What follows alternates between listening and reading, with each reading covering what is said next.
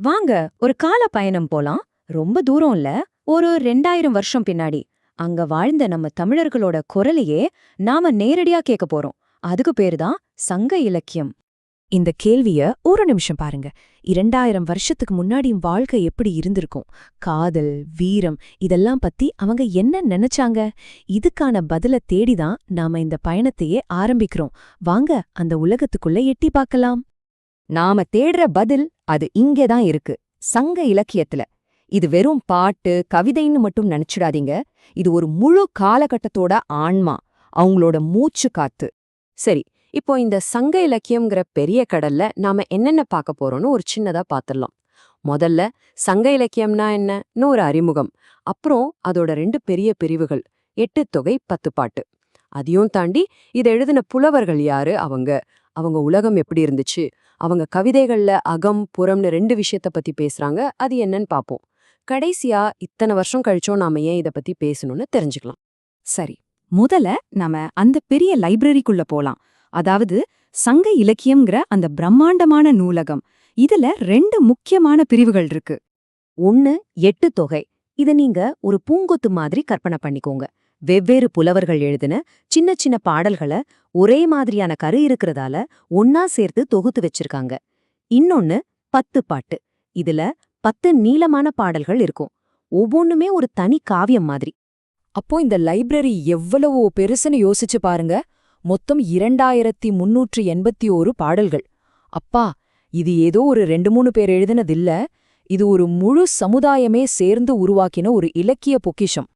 ஆமா, ஒரு முழு சமூகம்னு சொன்னேன்ல, அதுக்கு இதுதான் சாட்சி. நமக்கு தெரிஞ்ச வரைக்கும் மட்டுமே 473 புலவர்கள் இதுல பங்கெடுத்திருக்காங்க.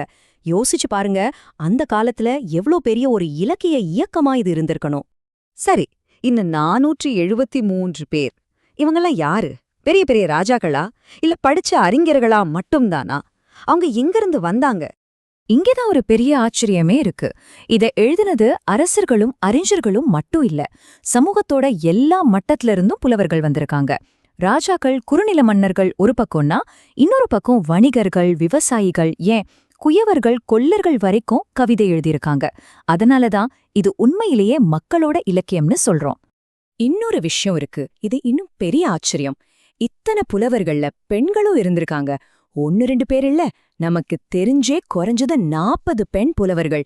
2000 வருஷத்துக்கு முன்னாடி ஒரு பெண் கவிதை எழுதுறதும் அது சமூகத்தால ஏத்துக்கப்படுறதும் எவ்வளவு பெரிய விஷயம் நினைச்சு பாருங்களேன். சரி, இப்போ நாம சங்க இலக்கியத்தோட இதயத்துக்கே வந்துட்டோம். இந்த முழு இலக்கிய உலகமும் 2 பெரிய தூண்கள் மேலதான் நிக்குது. ஒன்னு அகம், இன்னொன்னு புறம். ரொம்ப சிம்பிளா சொல்லணும்னா, அகம்னா நம்மளோட உள்ளுலகம். காதல், குடும்பம், அன்பு, பிரிவு, ஏக்கம்னு நமக்குள்ள நடக்கிற உணர்ச்சி போராட்டங்கள் பத்தி பேசுறது. புறம்னா வெளி உலகம். அதாவது போர், வீரம், ஆட்சி, மத்தவங்களுக்கு உதவுறது, சமுதாயத்துக்கான கடமைகள்னு பொதுவான விஷயங்கள பத்தி பேசுறது. முதல்ல அந்த உள்ளு உலகத்துக்குள்ள, அதாவது அகத்துக்குள்ள கொஞ்சம் எட்டி பார்க்கலாம். காதலுங்கிற ஒரு உணர்வை இதை விட அழகா யாராலையும் சொல்ல முடியுமான்னு தெரியல. ஒரு உதாரணம் பாப்போமா? கேளுங்களேன். என் தாயும் முன் தாயும் எப்படி உறவு, என் தந்தையும் முன் தந்தையும் எந்த வகையில சொந்தம், நீயும் நானும் இதுக்கு முன்னாடி சந்திச்சது கூட இல்லையே, ஆனா நம்ம மனசு மட்டும் செம்மண் நிலத்துல பெய்ஞ்ச மழைநீர் மாதிரி பிரிக்கவே முடியாத அளவுக்கு ஒன்னோட ஒண்ணு கலந்துடுச்சேன்னு சொல்றாரு புலவர் செம்புலப்பெய நீரார். இதுதாங்க அகம். இதுதான் அந்த உள்ளுலகத்தோட அழகு. சரி, அந்த மென்மையான காதல் உலகத்திலிருந்து இப்போ வெளி உலகமான புறத்துக்கு வருவோம். அகம் எவ்ளோ மென்மையோ புறம் அவ்ளோ வலிமையானது. வீரமும் கடமையும் தான் இங்க முக்கியம். இங்க பாருங்க, ஒரு தாய் பேசுறா. ஒரு மகனை பெத்து வளர்க்கறது என்னோட கடமை. அவனுக்கு ஒரு நல்ல வேலை செஞ்சு கொடுக்கறது கொள்ளனோட கடமை.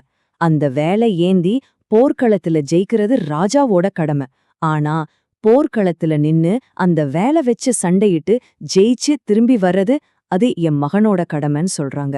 இது வெறும் வீரம் இல்ல, ஒவ்வொருத்தரோட கடமை, ஒரு சமுதாயத்துக்கான பொறுப்பு. இதுதான் புறம். சரி, இதெல்லாம் நடந்து 2000 வருஷம் ஆச்சு. ஆனா இன்னைக்கும் நாம ஏன் இத பத்தி பேசிட்டு இருக்கோம்? இந்த கவிதைகள் ஏன் இன்னைக்கும் நம்ம மனச தொடுது? ஏன்னா அது பேசுற விஷயங்கள் மனுஷங்க இருக்கிற வரைக்கும் மாறாத உணர்வுகள். யோசிச்சு பாருங்க. காதலோட சந்தோஷம், அதோட வலி, நம்ம கடமை, நம்ம மரியாதை, இயற்கையோட அழகு, மனுஷ உறவுகளுக்குள்ள இருக்கிற சிக்கல்கள், ஒரு நல்ல வாழ்க்கைய வாழணுங்கிற தேடல், இது எல்லாமே அன்னைக்கு அவங்க பாடினதுதான். இன்னைக்கும் நம்ம வாழ்க்கையில இதுதானே இருக்கு, இல்லையா? அப்போ கடைசியா நாம புரிஞ்சுக்க வேண்டியது இதுதான். சங்க இலக்கியம்ங்கிறது வெறும் பழங்காலத்து பதிவு கிடையாது. அது ஒரு காலமற்ற கண்ணாடி. நாம யாரு, நம்ம உணர்வுகள் என்னன்னு நமக்கு காட்டுற ஒரு கண்ணாடி. இப்போ இந்த பயணத்தோட இறுதியில நான் உங்ககிட்ட ஒரு கேள்வியை மட்டும் விட்டுட்டு போறேன். 2000 வருஷத்துக்கு முன்னாடி எழுதப்பட்ட இந்த வரிகள்ல எங்கேயாவது உங்க கதைய, உங்க உணர்வுகள உங்களால பார்க்க முடியுதா?